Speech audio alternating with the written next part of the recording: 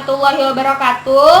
Baiklah, kami dari kelompok 12 ingin mempresentasikan hasil diskusi kami tentang akuntansi syariah. Sebelumnya, perkenalkan nama saya Fani Yulia dan rekan-rekan saya Melinda Putri dan Feli Ayu Saskia. Nah, yang pertama kita akan membahas tentang akuntansi dalam Islam. Akuntansi dalam konsep syariah Islam dapat didefinisikan sebagai kumpulan dasar-dasar hukum yang baku dan permanen yang disimpulkan dari sumber-sumber syariah Islam dan dipergunakan sebagai aturan oleh seseorang akuntan dalam pekerjaannya, baik dalam pembukuan, analisis, pengukuran, pemaparan maupun penjelasan, dan menjadi pijakan dalam menjelaskan suatu kejadian atau peristiwa. Nah, akuntansi syariah menurut Triyuwono dan Gavikin tahun 1996 dikatakan merupakan salah satu upaya mendekonstruksikan akuntansi modern ke dalam bentuk yang humanis dan syarat nilai. Menurut Muhammad, tujuan diciptakannya akuntansi syariah ini adalah terciptanya peradaban bisnis dengan wawasan humanis, emansipatoris, transendental, dan teleologikal. Selanjutnya kita akan membahas tentang teori dan konsep akuntansi Islam. Nah, pemikiran teori dan konsep akuntansi menurut Gambling dan Karim yang menyatakan karena Islam memiliki syariah yang dipatuhi semua umatnya, wajar bahwa masyarakatnya itu memiliki lembaga keuangan dan akuntansinya yang disahkan melalui pembuktian sendiri sesuai dengan landasan agama menurut Harahap tahun 1992. Menurut Toshikazu Hayashi tahun 1989 dalam tesisnya yang berjudul On Islamic Accounting membahas dan mengakui keberadaan akuntansi Islam. Nah, menurutnya akuntansi barat memiliki sifat yang berpedoman pada filsafat kapitalisme. Sifat-sifat akuntansi barat ini kehilangan arah apabila dihubungkan dengan aspek etika dan sosial dan juga bebas nilai. Adapun dalam akuntansi Islam terhadap meta rule yang berada di luar konsep akuntansi yang harus dipatuhinya, yaitu hukum syariah yang berasal dari Tuhan yang bukan ciptaan manusia. Menurut Muhammad Akram Khan, merumuskan sifat akuntansi Islam yaitu sebagai berikut. Pertama, ada penentuan laba rugi yang tepat. Yang kedua, mempromosikan dan menilai efisiensi kepemimpinan.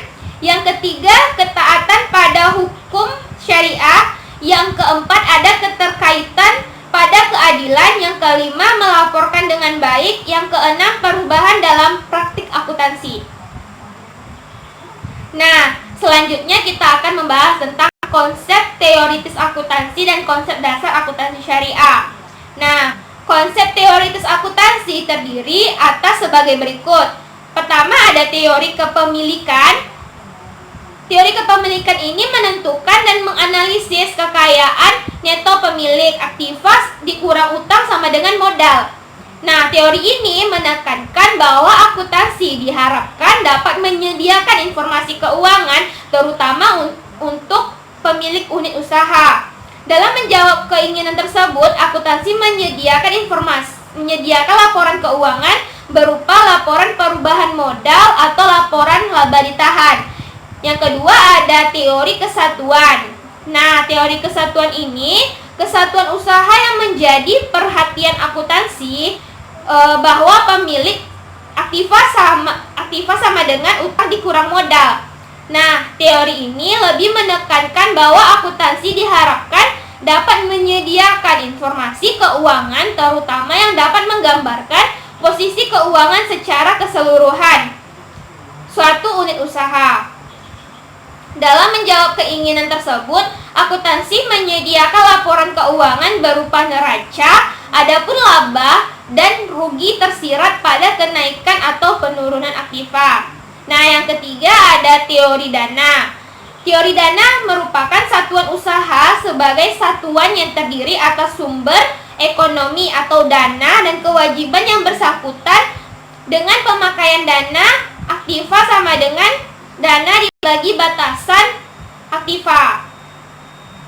Nah, teori ini lebih menekankan bahwa akuntansi diharapkan dapat menyediakan informasi keuangan, terutama yang dapat menggambarkan sumber dan penggunaan modal kerja suatu unit usaha.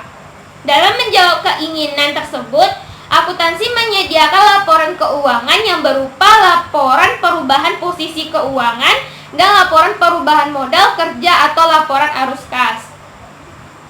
Selanjutnya akan dijelaskan oleh teman saya, Feli Ayu Saskia. Baiklah, saya Felia Aisaskia akan melanjutkan presentasi dari teman saya yang sebelumnya.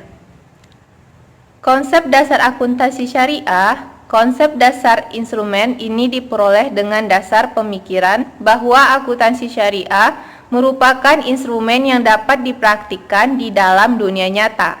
Konsep dasar ini tidak sekedar digunakan untuk membentuk teori dan berhenti pada teori itu sendiri, tetapi juga masuk pada tingkat praktik yang benar-benar dibutuhkan dalam dunia nyata.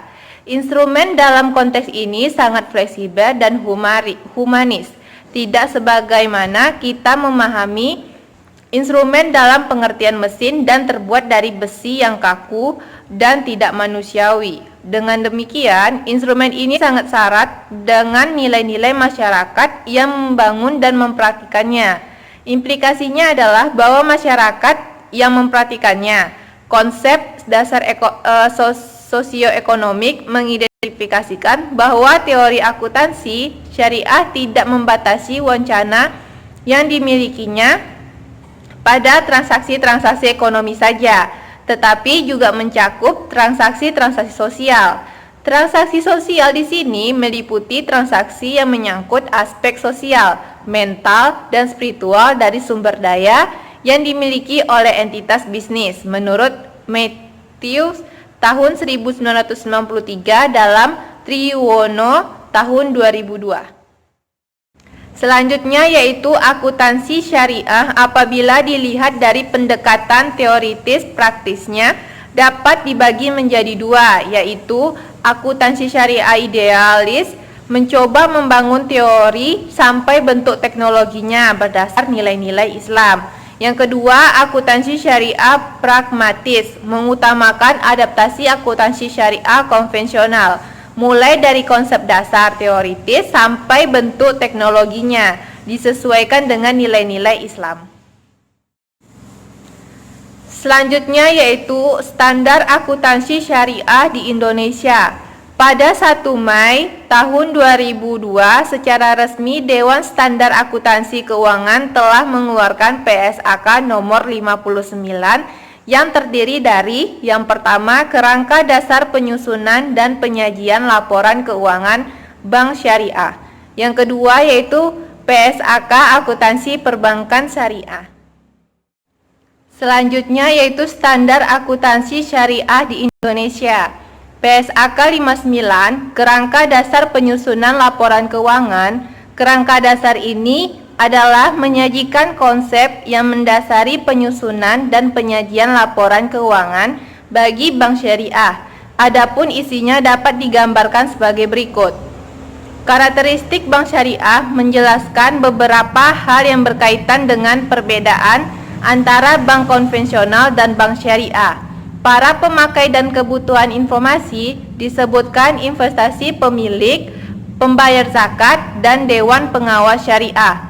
Tujuan akuntansi keuangan menentukan hak dan kewajiban pihak terkait termasuk transaksi yang belum diselesai, memberikan informasi untuk pengambilan keputusan, dan memberikan informasi tentang kepatuhan terhadap prinsip syariah. Tujuan laporan keuangan menyajikan informasi tentang kepatuhan bank terhadap konsep syariah. Informasi untuk mengevaluasi sejauh mana tanggung jawab bank terhadap amanah dalam mengelola berbagai dana, dan informasi mengenai fungsi sosial bank termasuk penyaluran zakat. Asumsi dasar yang dipakai pada umumnya adalah dasar akrual kecuali dalam hal perhitungan pendapatan untuk tujuan bagi hasil menggunakan dasar kas. Selanjutnya yaitu pernyataan standar akuntansi keuangan. PSAK nomor 59 akuntansi perbankan syariah berisi tentang aturan perlakuan akuntansi atau pengakuan, pengukuran, penyajian, dan pengungkapan. Transaksi khusus yang berkaitan dengan aktivitas bank syariah, penyajian laporan keuangan. Berbagai jenis laporan yang harus disajikan bank syariah adalah yang pertama neraca, yang kedua laporan laba rugi, yang ketiga laporan perubahan dana investasi terkait, laporan sumber dan penggunaan dana zakat, infak dan sedekah. Yang keempat itu laporan sumber dan penggunaan akad, pengungkapan umum. Ketentuan umum adalah bahwa laporan bank syariah harus mengungkapkan informasi umum mengenai bank syariah dan informasi yang tambahan. Misalnya, karakteristik kegiatan bank dan jasa yang diberikan. Yang selanjutnya tugas dan kewenangan Dewan Pengawas Syariah. Selanjutnya tanggung jawab bank terhadap pengelolaan zakat. Selanjutnya kebijakan akuntansi pengakuan pendapatan, penyisihan kerugian aktivitas produktif, dan konsolidasi laporan keuangan. Selanjutnya transaksi yang dilarang syariah dan menyelesaikannya. Selanjutnya dana yang tidak terkait. Selanjutnya aktiva produktif atau jenis sektor, jumlah yang menyangkut hubungan istimewa. Kedudukan bank bagi hasil klasifikasi penyisihan kerugian aktiva produktif bermasalah.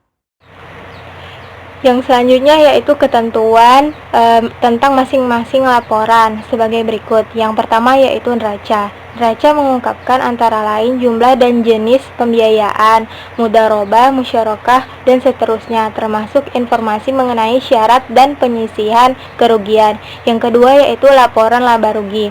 Nah, dalam laporan laba rugi ini mengungkapkan antara lain mengenai pendapatan, beban, keuntungan, kerugian, dan bagian bank menurut jenis transaksi. Yang ketiga yaitu laporan perubahan dana investasi terkait misalnya periode laporan, saldo, keuntungan dan kerugian, dan saldo akhir, sifat hubungan bank, hak dan kewajiban bank.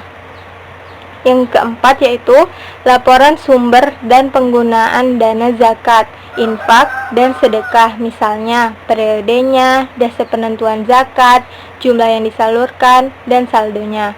Yang kelima yaitu laporan sumber dan penggunaan al-qard hasan, misalnya periode, jumlah, penyaluran, penerimaan, dan saldo. Yang selanjutnya yaitu pengertian AAOIFI, The Accounting and Auditing Organization for Islamic Financial Institution, yang biasa disingkat dengan AAOIFI, adalah badan organisasi internasional Islami yang bersifat otonom yang bertujuan untuk menyusun standar akuntansi, auditing, tata kelola atau governance, etika dan syariah untuk lembaga keuangan dan industri keuangan Islam.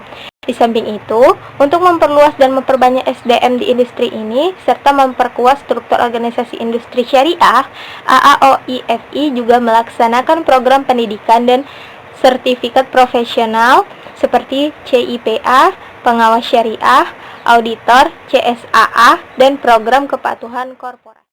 Adapun 4 tujuan AAOIFI yaitu yang pertama, mengembangkan pemikiran yang sesuai untuk akuntansi dan auditing bagi lembaga keuangan Islam.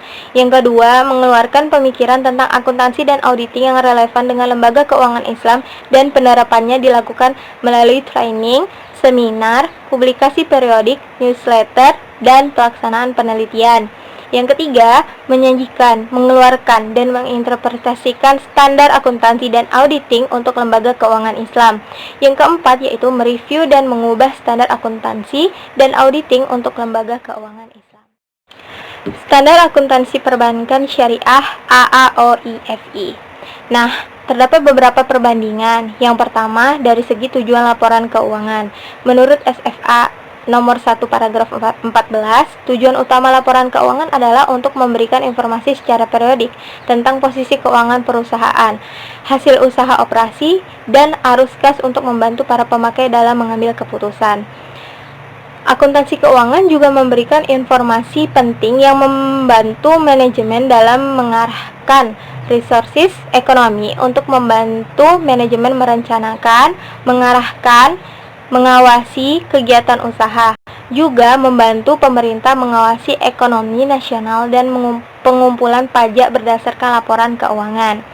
Yang kedua yaitu standar laporan keuangan, jenis dan komponen laporan keuangan. Dalam standar IAI 2002, IAI 2002A, ini dijelaskan tentang definisi laporan keuangan menurut AAOIFI, termasuk definisi komponen laporan keuangan. Laporan keuangan terdiri dari laporan posisi keuangan, termasuk di sini definisi komponen ekuitas yang agak lain, yaitu post equity restricted, yaitu yang terkait atau terbatas dan bersyarat. Penggunaannya sesuai kesepakatan bank dan pemilik dana. Perbedaan lain yang merupakan karakteristik laporan keuangan pada lembaga perbankan syariah adalah pelaporan unrestricted investment atau investasi tidak terbatas, di mana sifat dan investasi tidak terbatas diakui sebagai pos yang berdiri sendiri, yang tidak utang bank ataupun modal pemilik. Kemudian laporan laba rugi. Di sini yang agak lain adalah laba dari investasi dari ekuitas yang bersyarat atau terikat. Kemudian mengenai laporan perubahan ekuitas atau laba ditahan, laporan arus kas, dan laporan perubahan investasi yang dibatasi restricted. Lalu laporan sumber dan penggunaan dana zakat dan dana sumbangan sosial, serta laporan sumber dan penggunaan dana al-Qardul Hasan atau pinjaman kebijakan atau benevolent loan. Baiklah, itu hasil presentasi dari kelompok 12 mengenai akuntansi syariah. Lebih dan kurang kami mohon maaf. Kami akhiri dengan billahi taufiq wal hidayah. Wassalamualaikum warahmatullahi wabarakatuh.